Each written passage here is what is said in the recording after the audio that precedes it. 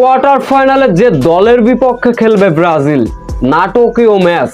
কোন রকম কলম্বিয়াকে রুখে দিয়ে টেনে টুনে কেঁদে কুদে কোয়ার্টার ফাইনালে ব্রাজিল।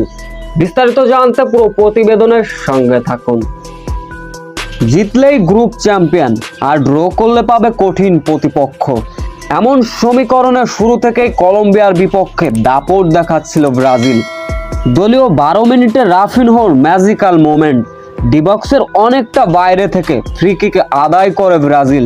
সেইখান থেকে এই ব্রাজিলিয়ান অসাধারণ অনবদ্য গোল করেন, কিন্তু ওই পর্যন্তই। এরপরে যেন খেল হারিয়ে ফেলল ব্রাজিল। কলম্বিয়ার আক্রমণ ঠেকাতেই যেন হিমশিম অবস্থা রদ্রিগোজ রাফিনহাদের।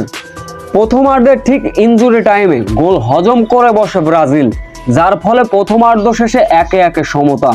দ্বিতীয়ার্ধেও চলে আক্রমণ আর পাল্টা আক্রমণ, যেন লড়াই চলছে শিয়ানে শিয়ান।